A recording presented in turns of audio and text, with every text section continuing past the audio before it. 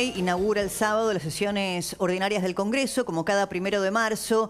Esta Asamblea Legislativa tiene ya algunas ausencias por parte de dirigentes políticos opositores que ya han adelantado que no van a concurrir, del peronismo, algunos sectores del radicalismo y de la izquierda. Pero, ¿qué pasará con los gobernadores? Vamos a mostrarles a ustedes quiénes están confirmados, quiénes todavía están en duda y quiénes ya sabemos no van a estar en la Asamblea Legislativa cuando hable el presidente Javier Milei. Bueno, los del peronismo más duro ya anticiparon que no van a concurrir al Congreso. Axel Kicillof, de la provincia de Buenos Aires, a esta hora, por lo menos esto es lo que aparece como ausencia. También la de Ricardo Quintela, de La Rioja, Gildo Infran, de Formosa, Sergio Silioto, de La Pampa, Gustavo Melella, de Tierra del Fuego, y Alberto Beretirnec, de Río Negro. No van a estar. Algunos tienen argumentaciones vinculadas con que el mismo día, por supuesto, que hacen las inauguraciones de las sesiones ordinarias en las legislaturas locales, pero claramente podrían concurrir, le darían los tiempos, porque el presidente Milei cambió los usos y costumbres y ya no hace la inauguración en horas de la mañana, sino en la noche, cadena nacional a las 9. Estos mandatarios no van a concurrir, es el peronismo más duro.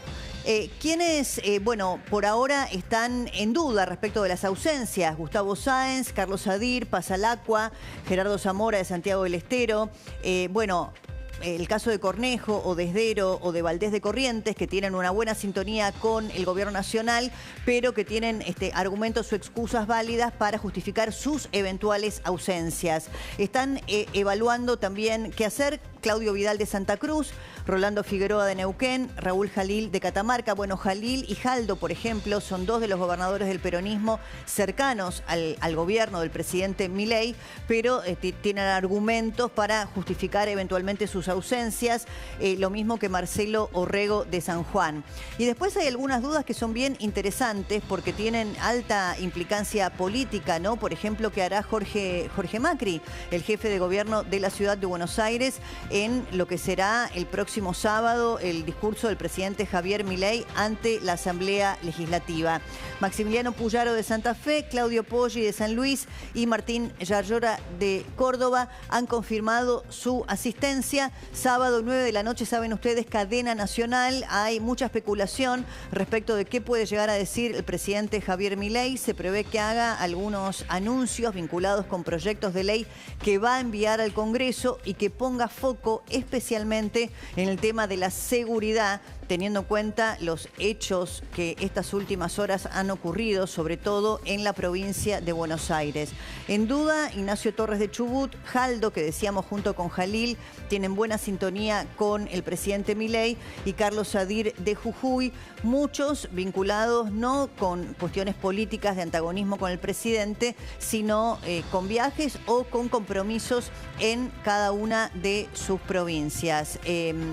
Lo que, bueno, todos conocemos respecto del presidente Javier Milei es que habitualmente tiene un tono muy confrontativo, pero cuando se pone la banda presidencial y hace un acto institucional, habitualmente, bueno, recurre a otras formas, ¿no? Que es lo que se espera para el próximo sábado en el Congreso. Los bloques opositores que ya han confirmado su ausencia son, bueno, el bloque de senadores del justicialismo, de José Mayans, también lo dijo Gerardo Martínez, el jefe de bloque de la Cámara de Diputados, que, bueno, no piensan ir, o por lo menos hacer alguna representación mínima, lo mismo que Lustó y un sector del radicalismo. Así que de este modo está un poco conformado cómo va a ser por lo menos lo que se vea, ¿no?, en la Asamblea Legislativa que va a inaugurar el presidente Milei el próximo sábado. Cuando tengamos a Martín, me avisa así, a Martín Rodríguez Yebra, desde la redacción de La Nación. Carlos, ¿qué información económica te parece que va a ponderar el presidente Javier Milei en la Asamblea Legislativa del próximo sábado? Se está hablando básicamente, Débora, de lo que el presidente dijo, las reformas de segunda generación, y de volver a insistir con algunas privatizaciones de empresas que no se puede. Recordar que en la ley de bases había prácticamente unas 13 empresas, había más empresas, 15, después se bajaron a 13 directamente, y obviamente, pero el tema más importante, como vos decís vos, va a ser seguridad. Y atención, porque se habla de alguna especie de agencia nueva para la República Argentina, nacional, que maneje el tema seguridad. una agencia nacional de seguridad, algo por el estilo ese. Y bueno, lo otro, obviamente, seguir con los pilares fundamentales del modelo económico de Milei, ¿no? El superávit fiscal. No sabes qué va a pasar con el tema, digamos, el tipo de cambio, que es una arista compleja del gobierno en función a lo que haya un acuerdo con el fondo o no.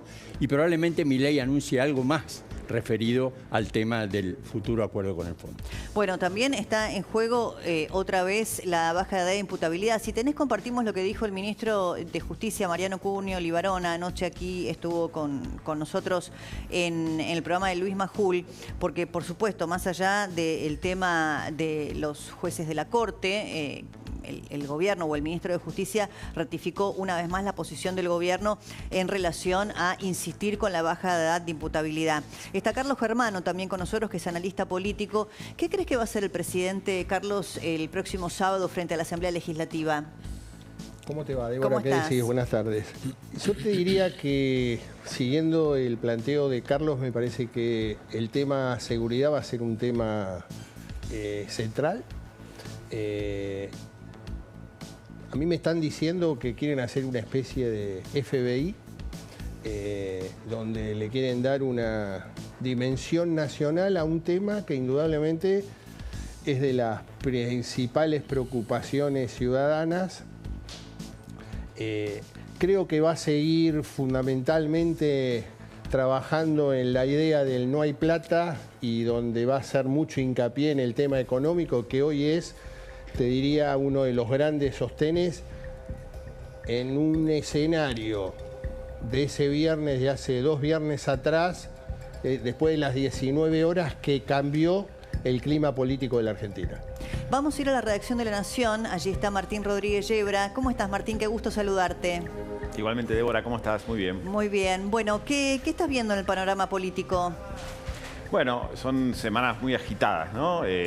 Pasamos de un sacudón a otro, ¿no? Desde hace ya bastantes semanas, ahora muy concentrado en la discusión por la Corte Suprema de Justicia, con un gobierno, bueno, que está dispuesto a dar una batalla, o si querés, o plantear un enfrentamiento con los otros 2 poderes, ¿no? Con la Corte por un lado, vamos a ver qué pasa con la resolución administrativa de si le toma Horacio Rosati juramento o no al hijo la semana que viene, y por otro lado, sobre todo, con el Senado, ¿no? Al que el gobierno le dijo, bueno, te di demasiado tiempo para que aceptes mis nombres, entonces los pongo por decreto, en una decisión muy controversial que amenaza, no sabemos si va a ocurrir, con debates muy acalorados a partir de la semana que viene, cuando se inicien las sesiones ordinarias, y bueno, a la espera de lo que pase el sábado, donde Milei intentará reposicionarse políticamente después de lo que fue el escándalo de la criptolibra,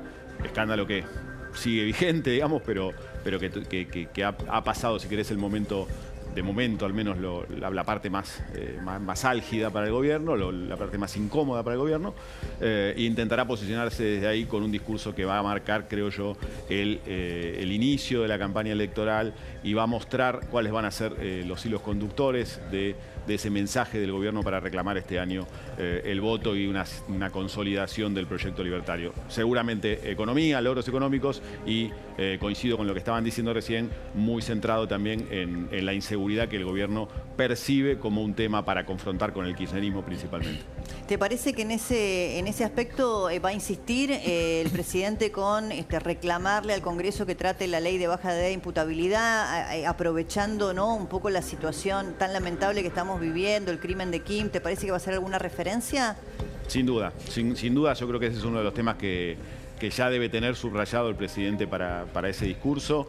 Es una bandera que el gobierno va a elegir. La eligió desde el principio, es cierto que Milei lo tuvo un poco en la campaña, pero sobre todo cuando arranca el gobierno, Milei toma la bandera de la inseguridad con Patricia Bullrich a su lado ya, como uno de los temas centrales de su discurso público, y creo que no va a perder esta ocasión, sobre todo porque, por esto que hablábamos, es su manera de confrontar con Axel Kicillof, al quien él intenta subir al ring como su principal adversario, y porque además sabemos que la crisis de inseguridad principalmente se vive en el territorio que gobierna Kicillof, por supuesto. Totalmente. Si querés compartimos, porque en el medio del conflicto con el tema de la Corte, ayer estuvo acá el ministro Cuño Libarona, si querés compartimos lo que dijo respecto del tema Kim y la baja edad de imputabilidad.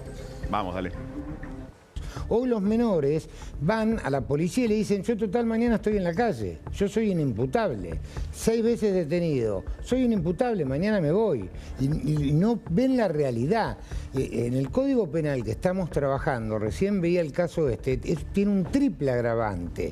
Una figura que creamos es los delitos cometidos en menores de 13. Luego el resultado lesivo muerte. Luego la intervención con armas. Tiene que haber severidad en las penas. Eso es lo que quiere la sociedad. Tiene que ir preso sin lugar a dudas porque tiene que ser responsable de sus actos y tiene que ser reeducado, reformado, extirpado de una sociedad a la que le produce daño. Tiene que haber una pena ejemplar, que los compañeros del delito sepan, che, va preso. ¿No? Porque los chicos estos le tienen miedo a la policía. Pero les divierte ir al juzgado y les divierte la ley y le dicen, yo total mañana este juez me tiene que dejar en libertad, yo soy inimputable. Bueno, Martín, claramente vos decías, el presidente va a elegir confrontar en el tema de la seguridad, sobre todo porque la realidad así nos impacta lo que sucede en la provincia de Buenos Aires. ¿Kicillof no va a estar en la asamblea? No, tiene decidido no ir. Te diría que la representación de peronista, vamos a decir, iba a decir kirchnerista directamente, pero ahora Kicillof no sé si lo podemos tildar netamente como eso. Pero sí creo que va a ser muy limitada esa representación. El bloque del Senado ya dijo que no va a ir. Ninguno de los gobernadores más duros del peronismo, los más que más podríamos etiquetar como kirchneristas tampoco, y va a haber una representación, en principio no está definida de su magnitud, pero una representación seguramente muy pequeña del bloque de diputados de Unión por la Patria, como para marcar presencia y para convalidar de alguna forma su posición dentro del Congreso. Es curioso, esto ya ha pasado en otros momentos de la historia reciente, que bueno, cuando va un presidente al Congreso haya sectores que digan, bueno, no lo queremos convalidar con nuestra presencia, ¿no? Claro. Lo lógico sería convalidarlo con la presencia porque es el presidente y eventualmente discutirle en los momentos en los que el Congreso tiene que discutirle al presidente y enfrentarlo donde lo tienen que enfrentar. Sí, creo que hay mucho de teatro, ¿no? Sí, sí. El tema Lijo y el tema de la Corte, ¿cómo crees que sigue? Porque hoy la Corte rápidamente le tomó juramento a García Mansilla y pospuso para el día 6 de marzo, me parece ahí midiendo los tiempos institucionales y también los tiempos políticos, ¿no? Respecto de la ratificación del Lijo y la toma de juramento. Sí, lo de hoy pareció un poco una sobreactuación de la Corte, demostrar que inmediatamente se juntaba, le tomaba juramento a García Mansilla como para mostrar que no hay una animadversión contra el gobierno de Javier Milei, pero deja a un costado la cuestión Lijo, básicamente con la idea de que para asumir en la Corte tiene que renunciar a su juzgado, el juzgado federal. Esa al menos es la idea que está transmitiendo la Corte y que por eso se toman una semana más para discutir la cuestión. Es un tema que va a tener muchas aristas y muchas posibles derivadas en los próximos días, porque también podría haber, y ya las hay, bueno, reclamos judiciales que terminen en la Corte respecto no solo del Hijo, sino también de García Mansilla, más allá de que haya asumido. Y después está todo el capítulo del Congreso. ¿Va a avanzar o no el Senado? Sobre todo ahí es el bloque de Unión por la Patria, los dos bloques de Unión por la Patria, los que tienen la llave. ¿Va a avanzar o no con rechazar esos pliegos? ¿O realmente es todo retórico y todo amenaza y finalmente Lijo y García Mansilla van a poder estar sin turbulencias este año en la Corte? No lo sabemos, pero la amenaza está sobre la mesa y a partir de ahí puede darse un conflicto institucional que puede derivar en una situación absolutamente insólita, que es que el Senado les niegue el acuerdo, o sea, los rechace a estos dos candidatos y que el gobierno diga, no, siguen siendo jueces de la Corte, o sea, en una subversión casi absoluta del sentido que le da la Constitución al tema. Martín, gracias. Muchas gracias por... Igualmente, Martín Rodríguez Yebra desde la redacción de La Nación. Bueno, en este contexto, escuchen ustedes las declaraciones que hizo el ministro